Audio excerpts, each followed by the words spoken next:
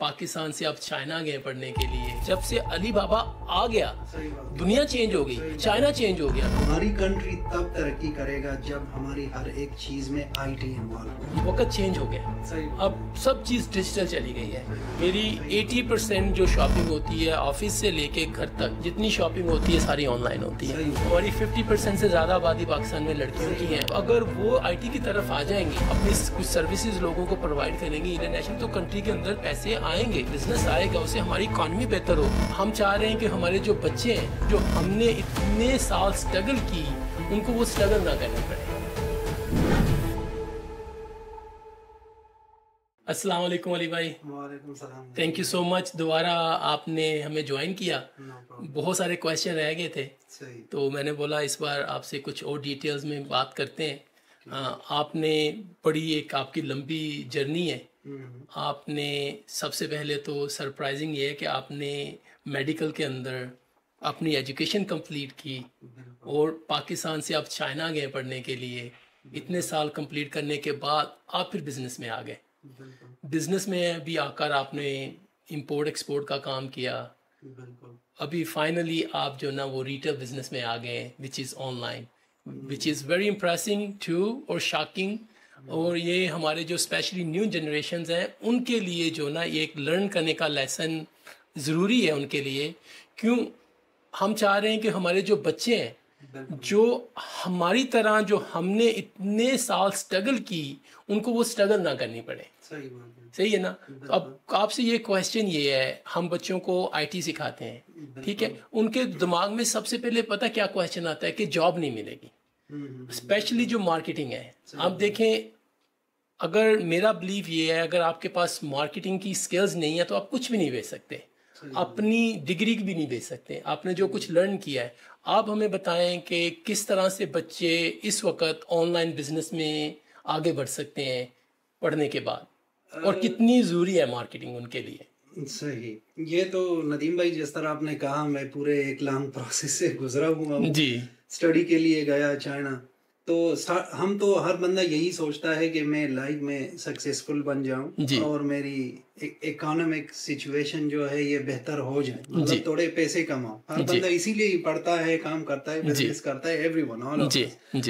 तो मैं एमबीबीएस के लिए गया चाइना, इसलिए चूज की कि मैं सोचा कि ये स्टडी के साथ मैं बिजनेस भी कर सकता हूँ जी। चाइना में जॉब्स तो बड़े मुश्किल है, लेकिन बिजनेस के ख्याल से गया था और मैंने किया भी वही जी। तो इनिशियली मैं आया होलसेल में जी। होलसेल में कुछ डिफिकल्टीज आई, क्योंकि आपको पता है ना, मैनुअल बिजनेस होता है जी। और आजकल जो क्राइसिस के सिचुएशन है, पहले जो 10-15 साल पहले तो बेहतर था, लोग आपको ऑन टाइम अप फ्रंट पे करते थे जी। अभी मसला यही है, वो कहते हैं यार हमारे पास चाइनीज सप्लायर्स आते हैं, वो हमें क्रेडिट भी देते हैं, हम बाद में भी पे करते हैं। तो ये मसले मसाइल हो के इनमें मुझे ऐसे लगा कि यार कोई नए लाइन में जाना है जी। तो मैं बहुत टाइम से सर्च कर रहा था कि यार मैं क्या करूं जी। तो लास्ट टाइम मैं जब लास वेगास शो पे आया था, आपसे मुलाकात जी जी, तो आपने मुझे वैसे एक हिंट दी थी। आपने मुझे कहा कि यार ये सब चीजें, ये होलसेलर्स को भूल जाओ जी, आप आओ ई कॉमर्स में आ जाओ, अपना कोई प्रोडक्ट लॉन्च करो। उस टाइम मेरे ख्याल में मैंने ये प्रोडक्ट अपना ब्रांड लॉन्च किया था यूके में, मैं फैमिली के लिए मूव हो गया यूके। तो लेकिन मैंने जब प्रोडक्ट लॉन्च किया, इनिशियल मेरा सोच यही था कि मैं एज अ होलसेल जो है, चाइना का हमारा प्रोफाइल है, बैकग्राउंड है, मैं होलसेल में बेचूंगा, फिर मेरे क्लाइंट ऑनलाइन बेचेंगे जी। लेकिन आपने मुझे कहा कि नहीं, होलसेलर को भूल जाओ जी, आप खुद ही अपने प्रोडक्ट को अकाउंट्स खोलो और अपने प्रोडक्ट्स को खुद ही। क्योंकि मेरा स्ट्रांगली ये बिलीव है कि अभी डायरेक्टली टू कस्टमर। सही बात। अब टाइम चेंज हो गया।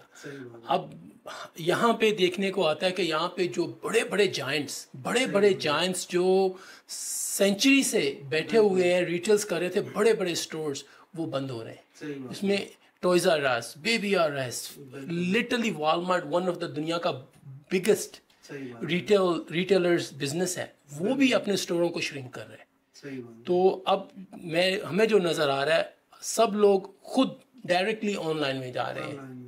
सही बात है, सबसे इजी एंड चीपेस्ट। बिल्कुल।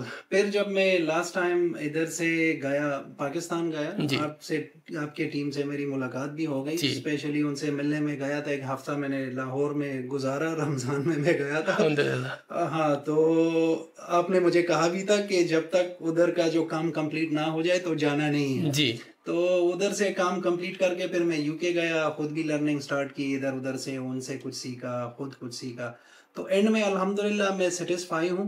उसके अलावा भी मैं थोड़ा सा ना बिजनेस के कुछ 2-3 वीडियोस मैंने देखे, उससे मुझे बहुत अच्छे पॉइंट्स मिले। एक वीडियो मैंने ये देखी कि हमारे जो मुस्लिम कम्युनिटी में है, हमारे मज़हब के हिसाब से बिजनेस के जो सक्सेसफुल बिजनेस के राज क्या है। तो 1-2 बंदे की वीडियोस मैंने देखी, उसने कुछ हदीस के रेफरेंस भी दे दिए कि हमेशा आप माल कैश पे लो और कैश पे बेचो जी।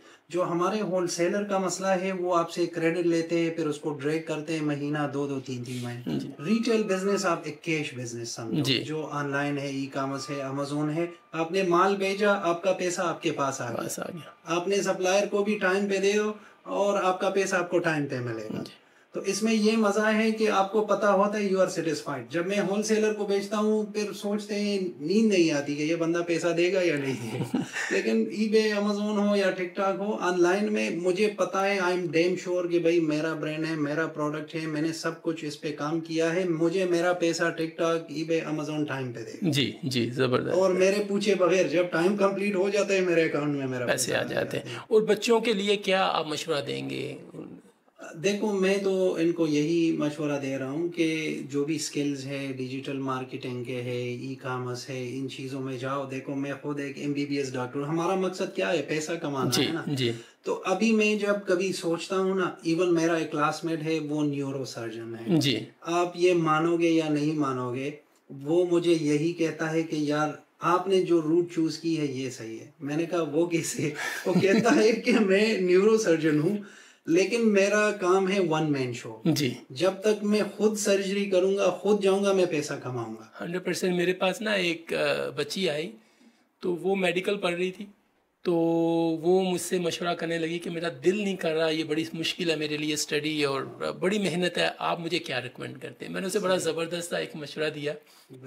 मैंने कहा कि आप ऐसा करें, जिन लोगों ने 10-15 साल इस फील्ड के अंदर लगा लिए हैं, स्टडी करने के पास जॉब की 10-12 साल 15 साल, उनके पास जाएं, स्पेशली लेडीज़ के पास। आप उनको बोलें कि अगर आपके पास चॉइस हो इस वक्त 10 साल पीछे जाने की, क्या आप यही फील्ड पिक करेंगी? तो अगर आपने 5 बंदों के साथ मशवरा किया और 5 में से 4 बंदों ने बोल दिया विश मैं जाऊं, और वापस जाकर किसी और फील्ड में चली जाती, तो इसका मतलब यह है कि आपके लिए ये फील्ड ठीक मुश्किल होगी। तो हमें कोई भी फील्ड चूज़ करनी हो तो उसके जो एक्सपर्ट्स हैं ना, उनके साथ जाकर, जो इस प्रोसेस से गुजर चुके हैं, उनके पास जाकर लाजमी ये मशवरा करना चाहिए कि उनका क्या ख्याल है। सही बात है। क्योंकि इस वक्त चेंज हो गया, अब सब चीज़ डिजिटल चली गई है। मेरा तो ये बिलीव है, जो हमारी यहाँ पे महंगी मार्केट के अंदर जो दुकानों, करोड़ों की दुकानें ना, वो पाकिस्तान के अंदर भी चंद सालों के अंदर उनकी वैल्यू कम होने वाली है, क्योंकि अब घर बैठे हर चीज़ आपको मिल जाती है। तो घर में बैठ के आपका कोई एक्सपेंस नहीं है। तो आपकी क्या राय है इसके बारे में? देखो नदीम भाई, जो आपने क्वेश्चन पूछा, अगर ये क्वेश्चन आप मुझसे पूछोगे कि अगर मुझे चांस मिल जाता और 20 इयर्स बैकवर्ड करके मैं कौन सा कोर्स कर लेता या कौन सा फैकल्टी चूज कर लेता, 100% मैं कंप्यूटर साइंस में चल जाता। जबरदस्त। ये तो फर्स्ट क्वेश्चन है। मैं MBBS को छोड़ के, क्योंकि मैं सोच रहा हूँ यार, इतना स्टडी करके, MBBS एक डॉक्टर की लाइफ स्टार्ट होती है 40 के बाद, जब सीनियर होता है, आप स्पेशलाइजेशन करो, ये करो वो करो।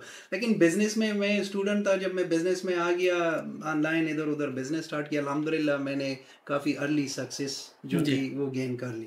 तो मैं तो ये सोच रहा हूँ कि आई विश कि उस टाइम मैं कंप्यूटर साइंस में चल जाता, तो maybe I could have done better. सही। एक तो ये है, तो मेरा तो सजेशन यही है कि भाई फ्यूचर सब इन चीज़ों का है। अभी स्पेशली जैसे AI के अंदर चीज़ें इतनी वसी है, इतनी बड़ी फील्ड है, ये दुनिया की इस वक्त सबसे बड़ी फील्ड है। अभी हम कुछ वीक पहले रिसर्च कर रहे थे कि जो अमेज़न है वो $2.43 ट्रिलियन का वर्थ करता है। मैंने अभी तक ज़िंदगी के अंदर कोई भी बिजनेस इतना बड़ा नहीं देखा। और ये देखें, इसी तरह से माइक्रोसॉफ्ट ले लें आप, यू नेम इट, दुनिया के अंदर टॉप जो बड़ी कंपनी है ना 10 के अंदर जो आती हैं वो सब आईटी से आती हैं, सब आईटी से रिलेटेड है। तो इस वक्त तो हमारी कोशिश है कि बच्चों को आईटी की तरफ लेके आएँ, उन लोगों को कन्विंस करें और बताएं, एक्चुअली फैक्ट बताएं कि भी दुनिया जा कहाँ रही है। और सबसे आपको पता है मज़े की बात है कि आईटी के अंदर आपको इतनी ज़्यादा स्ट्रगल नहीं करनी पड़ती। सही बात है, यही तो मैं आपको बता रहा हूँ कि मेरा जो न्यूरो सर्जन क्लासमेट है उसको पूरा सेटअप चाहिए, उसकी सर्जरी की इक्विपमेंट चाहिए, तभी वो अपनी सर्जरी कर पाएगा। लेकिन आईटी का मजा यही है, आपको सिर्फ एक लैपटॉप चाहिए। एग्जैक्टली। और आप घर में बैठे, स्पेशली बच्चियों के लिए। करेक्ट, क्योंकि हमारी जो कम्युनिटी है उसमें बच्चियों के लिए तो अच्छा यही है कि वो घर में बैठ के काम करें। और माशाल्लाह कुछ मैंने देखे हैं जो अच्छा खासा कमा रहे घर में बैठे बैठे, उनको बाहर जाने की जरूरत भी नहीं पड़ रही है, बाहर भी जाने की जरूरत नहीं पड़ रही। सही बात है। तो मेरे ख्याल में बेहतर यही है कि आपको देखो, मैं जब यूके मूव हुआ चाइना से, चाइना में भी अल्हम्दुलिल्लाह हमारा सेटअप है। तो अब यूके में मुझे 2-3 बंदों ने मुझे फिजिकल स्टोर्स की ऑफर दी कि भाई हमारे साथ कुछ कोलैबोरेट करके रिटेल स्टोर। लेकिन मैं सोच रहा था कि यार उसमें फिर मुझे रोजाना बैठना पड़ेगा, तो मुझे ऐसा कुछ करना चाहिए कि एटलीस्ट मैं अपनी लाइफ भी जीऊं, अपने फैमिली को भी टाइम दूं, अपने आप को भी टाइम दूं, बंदा थोड़ा सा एंजॉय भी करे, ट्रेवल भी करे। तो देखो मेरा यूके का बिजनेस ई कॉमर्स का सेटअप है, ठीक है, मैं इधर घूम रहा हूँ, ये मेरा 2-2.5 महीने मेरे का मैं आपके साथ इधर। एग्जैक्टली। अब मेरा बिजनेस अल्हम्दुलिल्लाह चल रहा है, अभी इधर के मेरे अकाउंट सब कुछ रेडी हो गए, कोई फिजिकल दुकान नहीं है आपकी, कोई कुछ नहीं है, कोई चोरी चकारी नहीं है, उसकी टेंशन नहीं है, लैपटॉप लेके घूमते कहीं भी बैठ के अपने अकाउंट्स को देखते हैं आप। बिल्कुल, अभी इधर से मेरे अकाउंट सब कुछ रेडी हो गए, बस ये मेरा मेहनत था। ये स्टार्ट के 1 महीना 2 थोड़ा मुश्किल था, क्योंकि अमेज़न के वेरिफिकेशंस और अल्हम्दुलिल्लाह मेहनत काफ़ी किया। At a time 2 accounts, UK में सेपरेट एंटिटी है, उसका अकाउंट यूएस में सेपरेट एंटिटी, मुझे काफ़ी ये टफ लगा महीना, लेकिन अल्हम्दुलिल्लाह हो गया। तो अभी मेरा टेंशन फ्री है। अभी मैं इसके बाद यूके जाऊंगा, चाइना जाऊंगा, फिर मैंने यूरोप जाना है, स्पेन जाना है, फुल फ्रीडम कहीं भी। सब कुछ ऑनलाइन है, मैं इधर से भी वॉच कर सकता हूँ, उधर से भी वॉच कर सकता हूँ, हर चीज़ ऑनलाइन आ रही है। मेरी 80% जो शॉपिंग होती है ऑफिस से लेके घर तक, जितनी शॉपिंग होती है सारी ऑनलाइन होती है। सही बात है। और इवन हमारे कंट्री में भी लास्ट टाइम मैं पाकिस्तान गया था, तो मैं अकेले था इस्लामाबाद में, तो एयरबीएनबी पे अपार्टमेंट ली थी। तो मुझे कोई दवाई की जरूरत पड़ी, तो मैं सोचा यार चाइना में हमने टाइम गुजारा है, उधर तो आपको हर एक चीज ऑनलाइन मिल जाती। तो मैंने पाकिस्तान में सर्च की, तो इवन उधर भी मुझे ऐसे ऐप मिले, दवाई.com या इस तरह के ऐप के, मैंने उधर भी ऑनलाइन मेडिसिन ऑर्डर की और वो डोरस्टेप पे आ गई। दिन प्रतिदिन ये चीजें इंप्रूव होंगी और बेहतर होंगी। अब अभी आपने एयरबीएनबी का जिक्र किया, वो भी $1 बिलियन की कंपनी हो गई है। अब देखिए, पहले लोग होटल खरीदते थे, पूरी जिंदगी लगा देते थे होटल खरीदने के लिए। आप आपके घर के अंदर एक रूम अगर खाली है, आपको ये भी नहीं कि पूरा घर लेना है, एक कमरा खाली है ना, आप उसको एयरबीएनबी पे जाएं, साइन अप करें, वहां पे उसको लगा दें। अगर किसी को एक रूम चाहिए शेयर करने के लिए, 1 नाइट के लिए, 2 के लिए, 3 के लिए आप उनको रेंट आउट कर सकते हैं। मैं खुद करता हूँ, जब भी मैं ट्रैवल करता हूँ मेरी 95% कोशिश होती है मैं एयरबीएनबी रहूँ। मेरा खुद भी यही है नदीम भाई, एयरबीएनबी बेहतर है, कन्वीनियंट है, आपके पास बहुत ऑप्शंस होते हैं, किचन होता है, वॉशिंग मशीन्स होते हैं, जो आपको होटल्स में नहीं मिलती। तो आप अपने मर्जी से, अगर आपका कोई डाइट प्लान है, आप ऐसे कंट्री में है जो हलाल खाना हो या जो भी वेजिटेरियन, आप अपने मर्जी से चीजें ले लो, अपने लिए बनाओ और तो बहुत कन्वीनियंट होता है।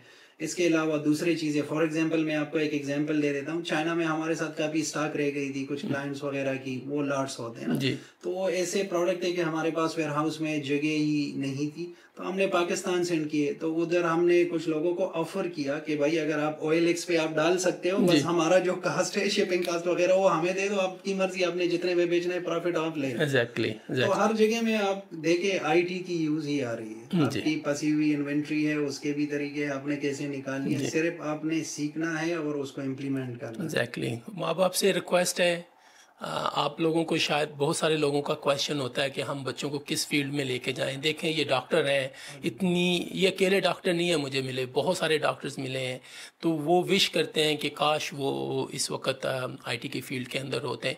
और IT की फील्ड आगे जाकर और वसी होगी। ये नहीं है कि अभी इसके अंदर बहुत ज़्यादा लोग आ जाएंगे और फिर इसके अंदर जॉब करना मुश्किल हो जाएगा। अकेली जॉब नहीं है, जॉब तो मैं कहता हूँ 10% भी नहीं है इसके अंदर, लेकिन इसके अंदर बिजनेस जो है ना वो 90% है। आप लोगों के प्रोजेक्ट पकड़ सकते हो, आप अपना प्रोडक्ट बेच सकते हो। आपको लाजमी नहीं है कि भी आपने जॉब ही करनी है। आपने एग्जांपल डिजिटल मार्केटिंग सीख ली, आपने ग्राफिक डिजाइनिंग सीख ली, आप अपना प्रोडक्ट पूरी दुनिया को बेच सकते हो।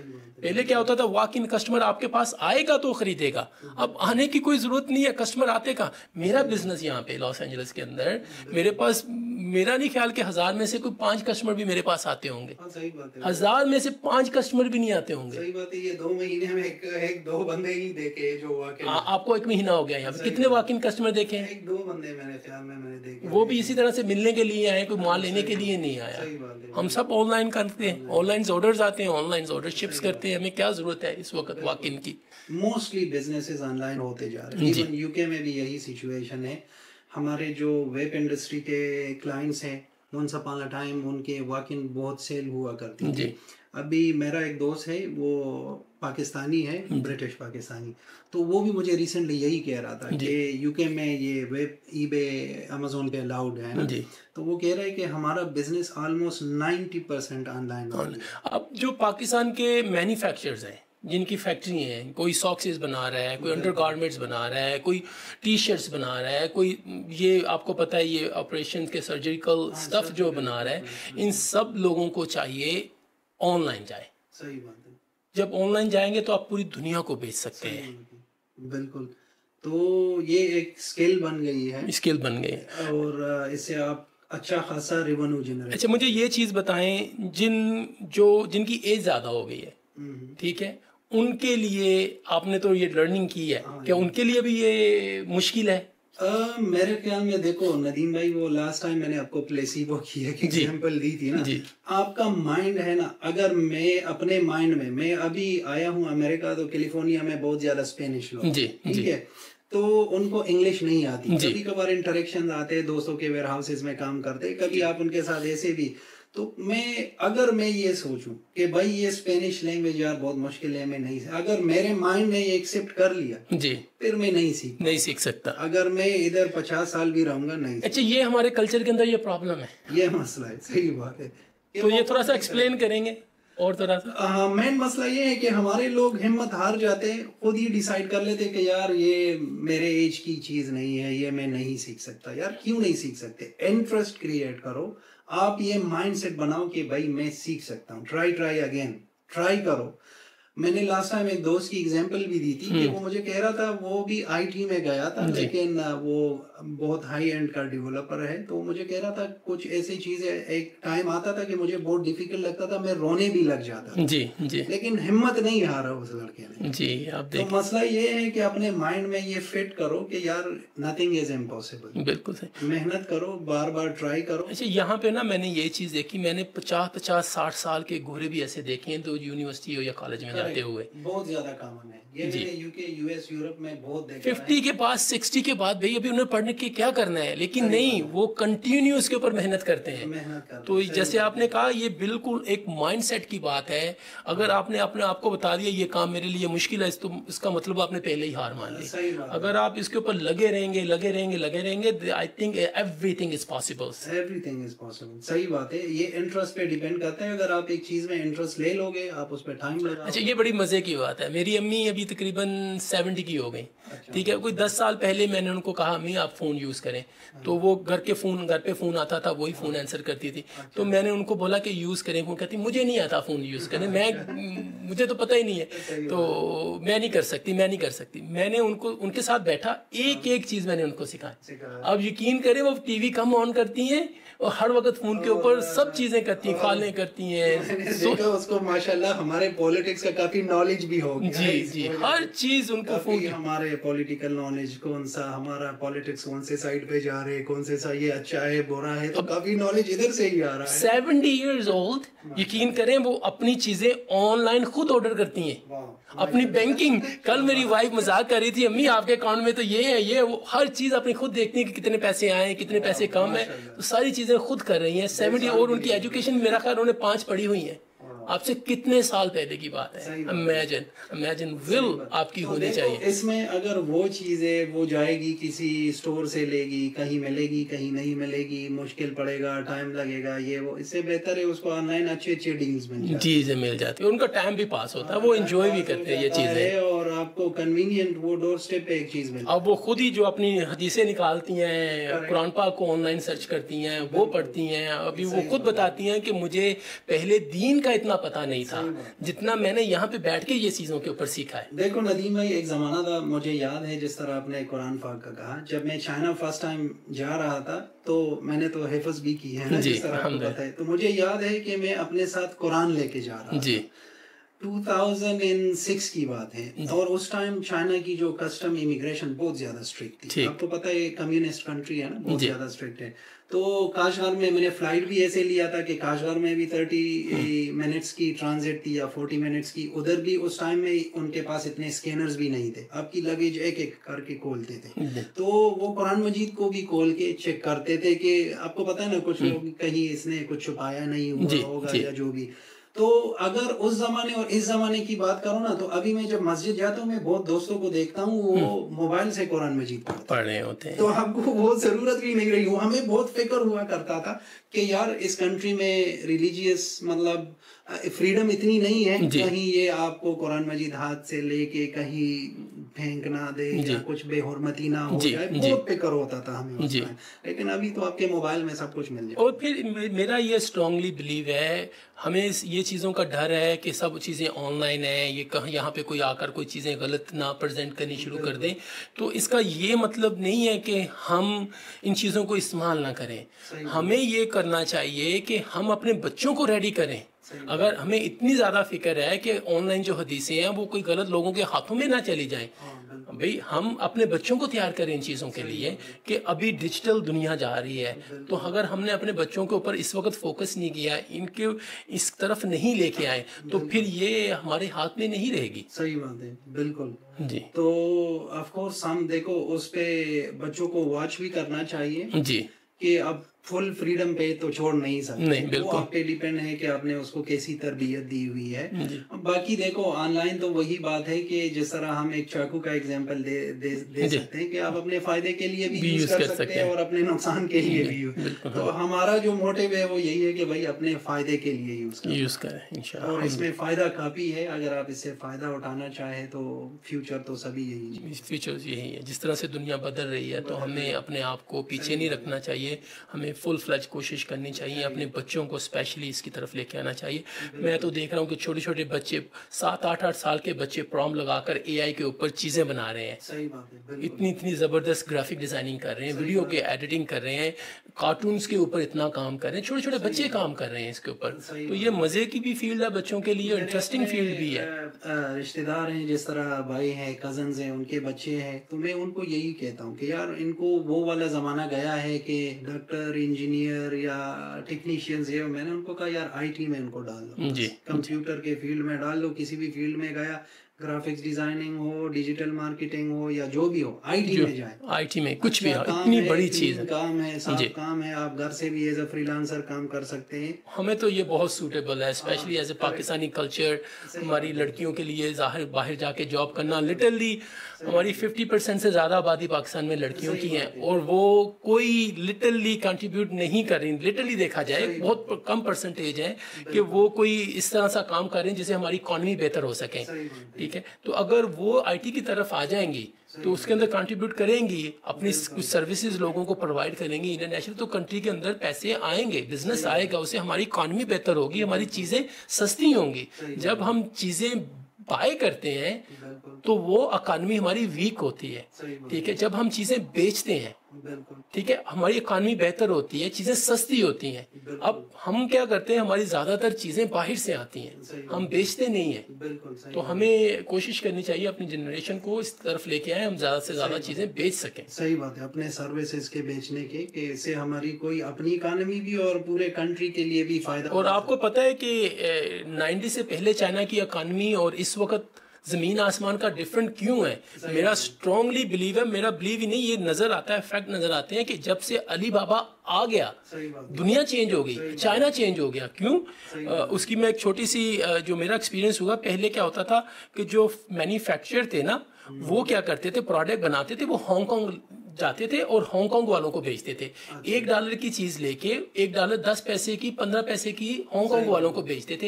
हांगकांग वाले उनसे $1 10 सेंट की, 20 सेंट की लेकर आगे $2 की बेचते थे और फिर उनको पैसे भी नहीं मिलते थे।